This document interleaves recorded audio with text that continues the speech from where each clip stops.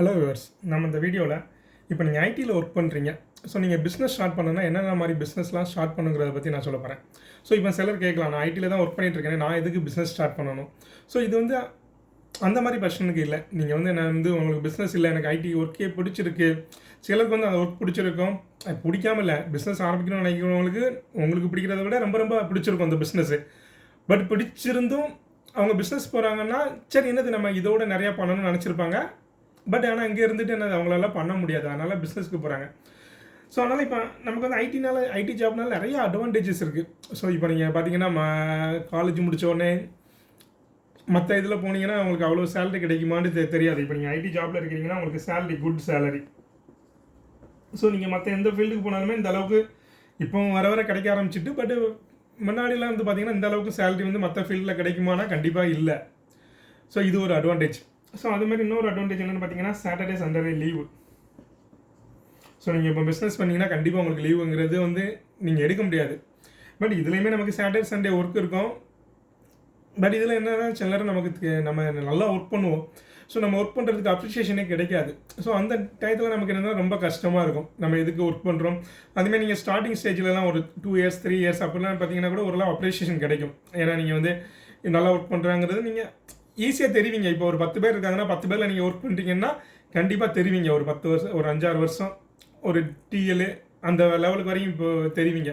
So நீங்கள் ஒரு manager, architect அந்த கிரேடுக்கு போனதுக்கப்புறம் வந்து அதுக்கப்புறம் உங்கள் வாய் தான் இருக்கணும். உங்கள் டெக்னிக்கல் ஸ்கில்ஸ் வந்து பேசவே பேசாது.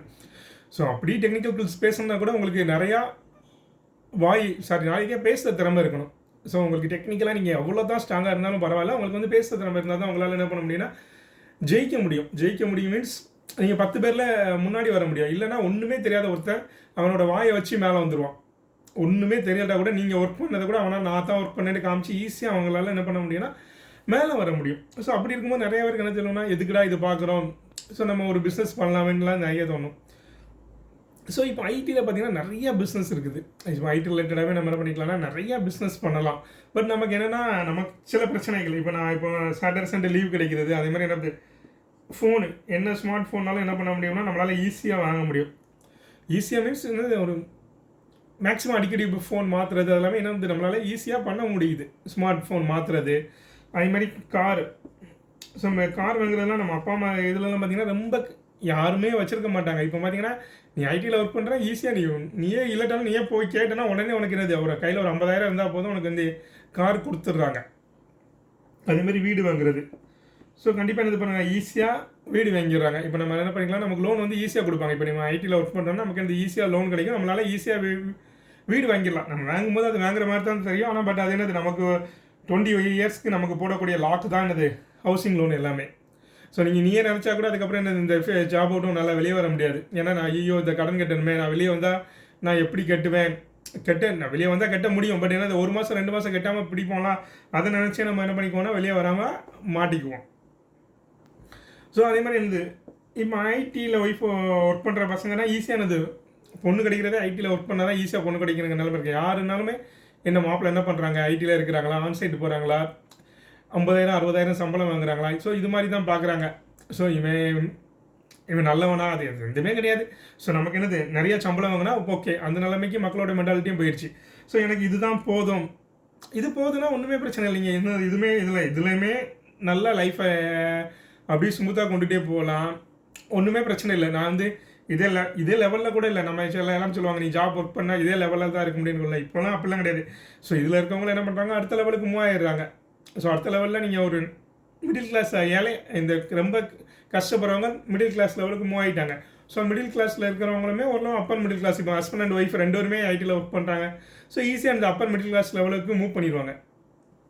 ஸோ அப்போனா இதெல்லாம் இருக்கும்போது நான் எதுக்கு ஜாபில் இருந்துட்டு நான் பிஸ்னஸ்க்கு போகணும். ஸோ அந்த மாதிரி கண்டிஷன் எப்போ வரும்னா, எனக்கு வந்து என்னென்னா சிலது வந்து நம்மளால் ஐடியில் இருக்குன்னா எனக்கு என்னை பொறுத்த வரைக்கும் என்னென்னா ஒரே ஒரு பிரச்சனைனா, எப்போனாலும் நம்ம அடுத்தவங்க கீழே இருக்கிறது, ஒரு நான் நார்மலாக யூஸ் பண்ணுறேன்னா நம்ம ஒருத்தங்க அடுத்தவங்க பயந்தே இருக்கிற மாதிரியே ஒரு ஃபீலிங் வந்துடுறோம். ஸோ என்னென்னா இப்போ நம்ம என்னெல்லாம் இவங்க தப்போ ரைட்டோ நமக்கு மேலே இருக்கவங்க சொல்கிறது தான் செய்யணும். நமக்கு நிறைய இது திங்க் பண்ண தோணும். பட் என்னென்னா அவங்க என்ன திங்க் பண்ணுறாங்களோ அதை தான் நம்ம மேலே திணிக்க பார்க்குறாங்க. ஸோ அதெல்லாம் ரொம்ப ஓரளவுக்கு நம்மளால் சமாளிக்க முடியும். அதுக்கு மேலே நம்மளால் என்ன பண்ண முடியாது, அது முடியவே முடியாது. ஸோ என்ன பண்ணோம்னா நம்ம யோசிப்போம். ஸோ இதை இப்படிலாம் திங்க் பண்ணலாம், இதில் இப்படிலாம் அச்சீவ் பண்ண முடியும்னு தெரியும். பட் நம்மளால் என்ன பண்ண முடியாது, அதை வந்து அப்படி நம்ம கரெக்டாக திங்க் பண்ணால் கூட அவங்களால அதை என்ன பண்ணுது, உங்களுக்கு மேலே இருக்கவங்க என்ன சொல்கிறாங்களோ அதை தான் கேட்குற நிலைமையில இருக்கும். ஸோ இது வந்து ரொம்ப கஷ்டமானது.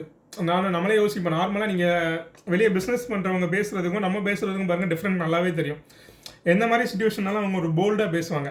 ஸோ யாராவது ஒரு பிரச்சனை பண்ணுறாங்கன்னா கூட நம்ம என்ன பண்ணுவோம்னா, நம்ம மேலே தப்பு இல்லாட்டா கூட நம்ம பணிஞ்சே போகிறதுக்கு தான் பார்ப்போமே தவிர, பட் பிஸ்னஸ் பண்ணுறவங்க எல்லாம் பாருங்கள், அவங்க வந்து ஒரு போல்டாக பேசுவாங்க. அந்த இது நமக்கு வராது. அதுமாரி நம்ம இதில் இருக்கவங்க நிறைய பேர் வந்து இப்போதைக்கெல்லாம் ஏதாவது வேலை போயிடுச்சு அப்படின்னா கூட அப்படி நொடிஞ்சு விழுந்துருவாங்க. அப்போல்லாம் ஒன்றுமே கிடையாது. ஆனால் இப்போலாம் பார்த்தீங்கன்னா, நீங்கள் வேலை போயிட்டால் அவனுக்கு அதை விட பெஸ்ட் ஜாப் ஈஸியாக கிடைக்கும். பட் என்ன, நம்ம வந்து வேலை போயிடுச்சுன்னா அது ஒரு இது டவுனு.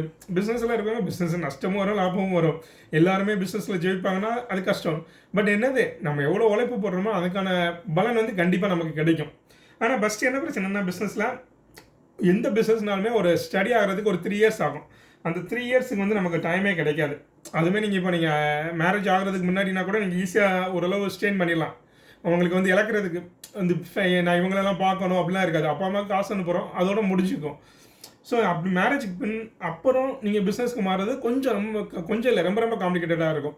ஏன்னா நம்ம என்ன பண்ணுவோம்னா, நம்ம அடுத்து பார்த்துக்கலாங்கிறது தான் இருக்குமே தவிர, நம்ம என்ன பண்ணுவோம்னா இந்த கமிட்மெண்ட்டை முடிச்சுக்குவோம்.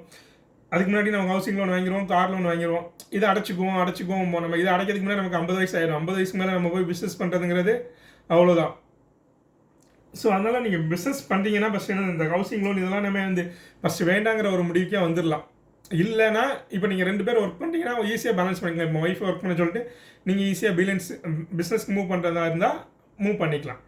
ஸோ இப்போ நம்ம என்ன பண்ணலாம்னா, இதெல்லாம் வேண்டாம், எனக்கு இதெல்லாம் சேஃப், எனக்கு இதெல்லாம் இந்த அட்வான்டேஜ்லாம் இருக்குது, இது எனக்கு மட்டும் இது மட்டும் போதும்னா நீங்கள் என்ன பண்ணிக்கலாம்னா ஐடிலேயே இதை கண்டினியூ பண்ணலாம். இதுலேயுமே என்ன பண்ணலாம், இன்னும் சேலரி இன்க்ரீஸ் ஆகும், நெக்ஸ்ட் லெவல் போகலாம், அதெல்லாம் இருக்குது. ஸோ இதில் அந்த மாதிரி அட்வான்டேஜஸ் கண்டிப்பாக தான் இருக்குது. இதில் சின்ன டிஃப்ரெண்ட் இருக்கும். இப்போ நீங்கள் ஏன்னா இப்போ நீங்கள் ஐடியில் வேலை பார்க்குறேன்னா நான் கார் வாங்கலாம். எப்போ என்னால் ஒரு 10 லட்சம் வாங்க முடியும், 10 லட்ச ரூபாக்குள்ள ஒரு கார் வாங்க முடியும்.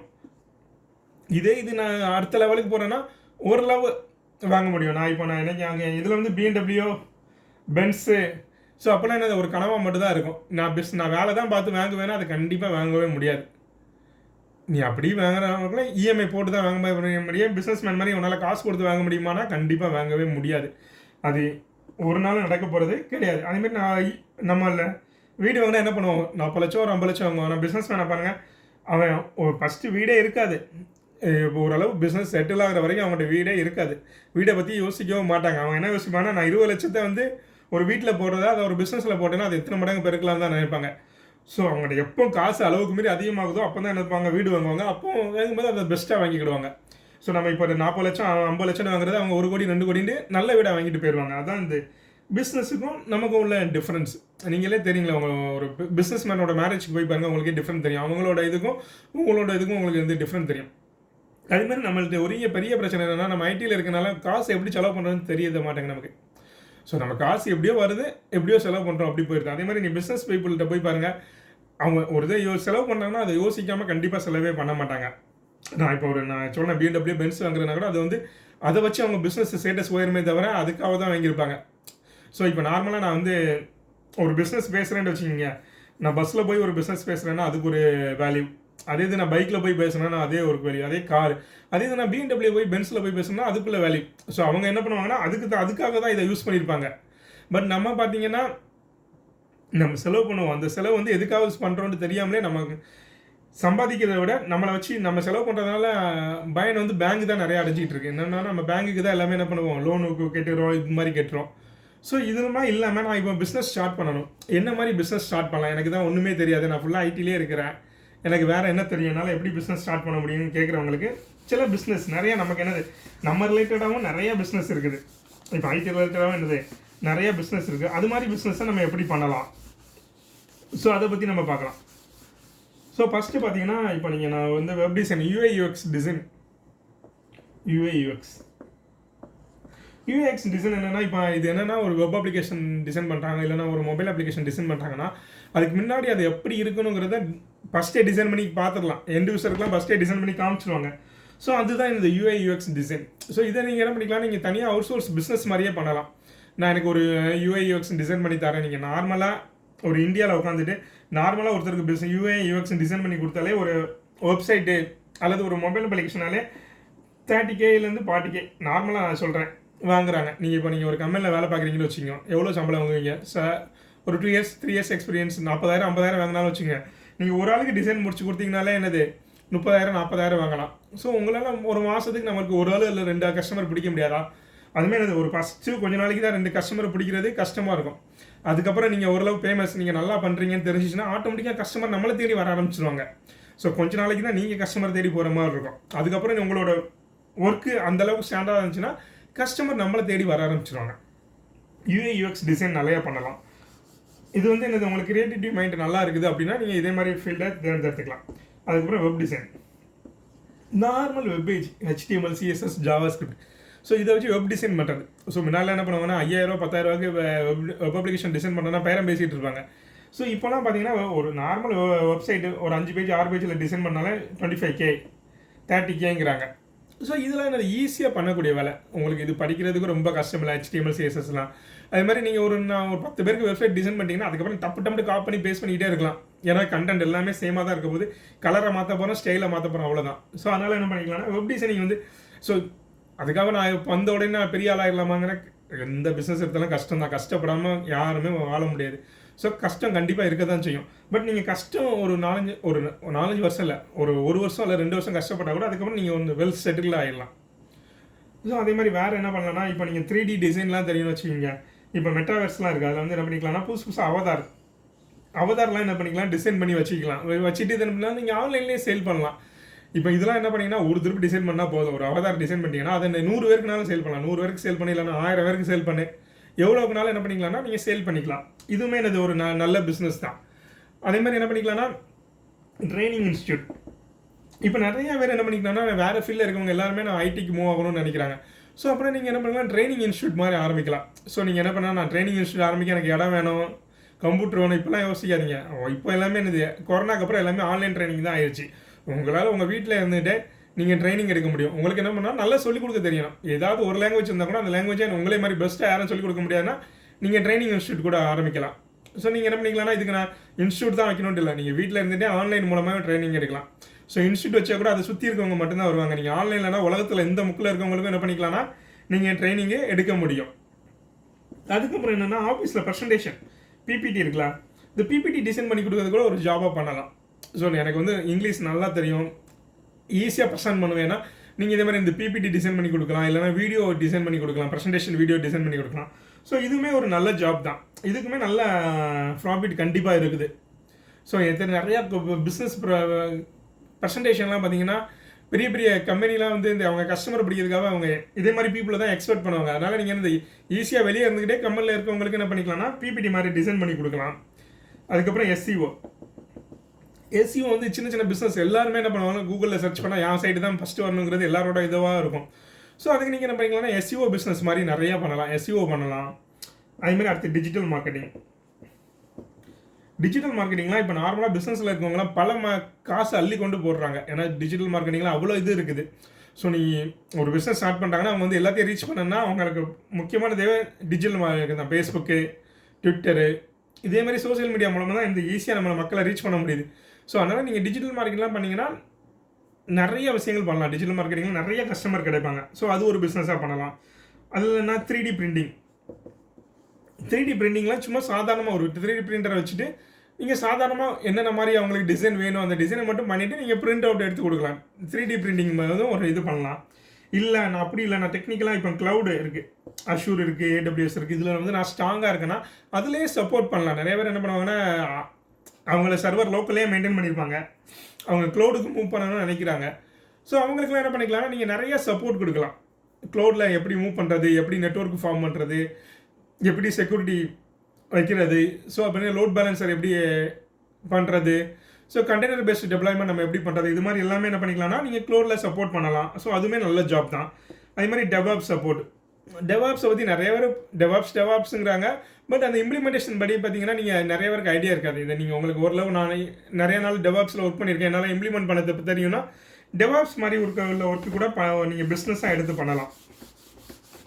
ஸோ இதுவுமே இந்த ஒரு நல்ல பிஸ்னஸ் ஐடியா தான். நீங்கள் எனக்கு டெவாப்ஸில் நல்லா தெரியும், ஸோ நீங்கள் ஒரே ஒரு இல்லை ஒரு கம்பெனிக்கு ஒருத்தர் போய் நீங்கள் டெவாப்ஸ் கான்ஃபிகர் பண்ணால் நீங்கள் வெளியே கன்சல்டன்ட் மாதிரியே இருந்துட்டு நீங்கள் டெவாப்ஸ் என்ன பண்ணிக்கலாம்னா கான்ஃபிகர் பண்ணி கொடுத்துக்கலாம். இல்லைனா மொபைல் ஆப் டெவலப்மெண்ட். ஸோ இப்போ மொபைல் ஆப்லேயுமே நிறையா விதமான ஆப் இருக்குது. Native application, hybrid application, PWA, cross platform application நிறையா இருக்குது. இது மாதிரி என்ன பண்ணலாம், இப்போ எதுனாலுமே கண்டிப்பாக மொபைல் தேவை. ஸோ யாருனாலும் மொபைல் அப்ளிகேஷன் தான் மூவ் ஆகிறாங்க. அதனால் இந்த மொபைல் அப்ளிகேஷன் மாதிரி டெவலப் பண்ணுறது என்னது ஒரு ஜாப்பாக பண்ணலாம். இல்லைன்னா பில்லிங் சாஃப்ட்வேர். ஸோ இதுனா என்னது ஒரே ஒரு சாஃப்ட்வேர், நல்ல பில்லிங் சாஃப்ட்வேர் ஒன்று டெவலப் பண்ணி வச்சுட்டு அதுவே என்ன பண்ணிக்கலாம்னா பிஸ்னஸ் பண்ணிக்கலாம். இல்லைனா வெப் அப்ளிகேஷன் டெவலப்மெண்ட். ஃபஸ்ட்டு பார்த்தது வெப் டிசைனுங்கிறது ஒரு வெப்சைட்டு ஸ்டாட்டிக்காக டிசைன் பண்ணுறது, இல்லை டைனமிக்காக ஒரு வெப் அப்ளிகேஷனே டெவலப் பண்ணணும். ஸோ அப்படி பண்ணுறது என்னது பண்ணிக்கலாம். அதே மாதிரி டெக்னிக்கல் கன்சல்டன்ட். ஸோ இப்போ நிறையா கம்பெனி இருக்கும், சின்ன சின்ன கம்பெனி, ஐடி கம்பெனி இல்லாமல் நார்மல் கம்பெனி இருக்கும். ஸோ அவங்களுக்குள்ள சாஃப்ட்வேருக்கு அவங்க என்ன பண்ணணுங்கிறது அவங்களுக்கு ஐடியாவே இருக்காது. ஸோ அவங்களுக்கு என்ன பண்ணுங்க, நீங்கள் கன்சல்டிங் ஒர்க் மாதிரி பண்ணலாம். ஸோ இந்த மாதிரி சாஃப்ட்வேர் உங்களுக்கு தேவைப்படும், அதை நீங்கள் டிசைன் பண்ணுறதா இல்லைனா வெளியே கொடுத்து டிசைன் பண்ணுறதா. ஸோ இது மாதிரி நீங்கள் என்னது கைடன்ஸ் எல்லாமே கொடுத்து அது மாதிரி ஒர்க்கும் பண்ணலாம். Technical consultant. அல்லது ஆர்பிஏ, ரோபோட்டிக் ப்ராசஸ் ஆட்டோமேஷன். சரியாக என்ன பண்ணுவாங்கன்னா கம்ப்யூட்டரில் தான் ஒர்க் பண்ணுவாங்க, ஆனால் மேனுவல் ஒர்க்கை வந்து ரிப்பீட்டடாக ஒரே ஒர்க்கை தான் எப்பவும் பண்ணிகிட்டே இருப்பாங்க. இதெல்லாம் என்ன பண்ணிக்கலாம்னா நம்ம ஆட்டோமேட் பண்ணிடலாம். ஸோ மேனுவல் பண்ணுறதோட இது என்னது ஆட்டோமேட் பண்ணுறது ஃபாஸ்ட்டாக பண்ண முடியும். ஸோ இதே மாதிரி இதை கூட நீங்கள் என்னது ஜாபாக எடுத்து பண்ணிக்க முடியும். ஆர்பிஐ பண்ணுறதை கூட நீங்கள் அந்த ஜாபாக பண்ணிக்கலாம். இல்லைனா ஐஓடி. ஸோ ஐஓடியை படிக்க நிறைய அட்வான்டேஜ் இருக்குது. நீங்கள் என்ன பண்ணிக்கலாம், நிறையா ட்ரைனிங் மாதிரி எடுக்கலாம். அல்லது ஐஓடியில் நிறையா கம்பெனிஸ், மேனுஃபேக்சரிங் கம்பெனிக்கெலாம் ஐஓடி ரிலேட்டடாக நிறைய இது தேவைப்படும். ஸோ அது மாதிரி நீங்கள் என்ன பண்ணலாம், நீங்களே டெவலப் பண்ணி கொடுக்கலாம், போர்டு டிசைன் பண்ணலாம். ஏகப்பட்ட ஒர்க் ஐஓடிலையுமே இருக்குது. அதுக்கப்புறமா டேட்டா அனலைஸ் பண்ணுறது, டேட்டா சயின்டிஸ்ட் ஆல்ரெடி இருக்க டேட்டாவை அனலைஸ் பண்ணி அது மூலமாக உங்களுக்கு அவுட்புட் எப்படி வரும், இது மாதிரி பண்ணுறதே நல்ல ஜாப் தான். ஸோ உங்களுக்கு டேட்டாவை பற்றி நல்லா தெரியுது, இந்த டேட்டாவை எப்படி அனலைஸ் பண்ணுறான், ஸோ அது மாதிரி பண்ணலாம். அது மாதிரி டிபிஏ, டேட்டாபேஸ் அட்மினிஸ்ட்ரேஷன். ஒரு கம்பெனிக்கு அந்த டேட்டாபேஸ் ரிலேட்டடாக ஏதாவது ஒர்க் பண்ணணும்னா பண்ணி கொடுக்கலாம். இதுவுமே போக நிறையா பேர் என்ன பண்ணுவாங்கன்னா, நிறைய பேர் வந்து ஒர்க் பண்ணது ஜாபில் பண்ணிட்டு இருப்பாங்க, பட் அவங்க ஜாப் அவங்களால பண்ண முடியாது. இப்போ நிறைய பேர் ஆன்சைட்லலாம் போயிருப்பாங்க, ஆனால் அவங்க ஜாப்பை பற்றி அவங்களுக்கு தெரியாது, அதில் பண்ணவே ஐடியாவாக இருக்காது. அவங்களுக்குலாம் நீங்கள் சப்போர்ட் பண்ணலாம். அதுவே ஒரு ஒர்க்காக தான் போயிட்டு இருக்குது இப்போதைக்கு. அவங்க ஒர்க்கை நீங்கள் பண்ணி கொடுத்துட்டு 1 ஹவர்லி பேஸில் நீங்கள் என்ன பண்ணிக்கலாம்னா பேமெண்ட் வாங்கிக்கலாம். ஸோ எனக்கு இந்த 1 ஹவருக்கு 1000 2000, ஸோ அந்த மாதிரி இந்த ஹவர்லி பேஸில் கூட என்ன பண்ணிக்கலாம். அது மாதிரி ஜாப் கன்சல்டிங். இப்போ நிறைய ஐடி கம்பெனி என்னதுன்னா ஐடிக்கு ஆள் எடுக்கிறதே அவங்களுக்கு பெரிய கஷ்டமாக இருக்குது. ஸோ அதுக்கு நீங்கள் என்ன பண்ணிக்கலாம்னா நீங்களே ஒரு கன்சல்டன்சி மாதிரி வச்சுட்டு, நீங்கள் ஆல்ரெடி ஐடியில் உங்களுக்கு ஐடியா இருக்குன்னா நீங்களே என்ன பண்ணிக்கலாம்னா ட்ரெயினும் பண்ணிக்கலாம். ஸோ ஒரு ரிசோர்ஸ் எடுத்து ட்ரெயின் பண்ணிவிட்டு நீங்கள் என்ன பண்ணிக்கலாம்னா ஒரு கம்பெனிக்கு வந்து கொடுக்கலாம். ஸோ அது மூலமாக என்ன பண்ணிக்கலாம்னு நீங்கள் நல்லா ஏர்ன் பண்ண முடியும். ஸோ இது மாதிரி இந்த ஐடி ரிலேட்டடாகவே நிறைய ஜாப்ஸ் இருக்குது. ஸோ இதில் நீங்கள் உங்களுக்கு எந்த ஏரியா பிடிக்குது, எந்த ஏரியாவில் உங்களால் நல்லா பண்ண முடியும், ஸோ எனக்கு இந்த ஏரியாவில் நல்ல ஐடியா இருக்குது, நான் கண்டிப்பாக கஷ்டப்பட்டு உழைப்பேன், ஸோ அப்படி தெரிஞ்சால் என்ன பண்ணிக்கலாம்னா உங்களுக்கு தெரிஞ்ச ஏரியாவில் ஒரு ஜாப் எடுத்து நீங்கள் பண்ணுற மாதிரி பண்ணிக்கலாம். ஸோ இதுக்கு ரிலேட்டடாக உங்களுக்கு ஏதாவது கொஸ்டின்ஸ் இருந்தால் நம்ம கமெண்ட் செக்ஷனில் கமெண்ட் பண்ணுங்கள், நான் உங்களுக்கு ஹெல்ப் பண்ணுறேன். Thank you viewers.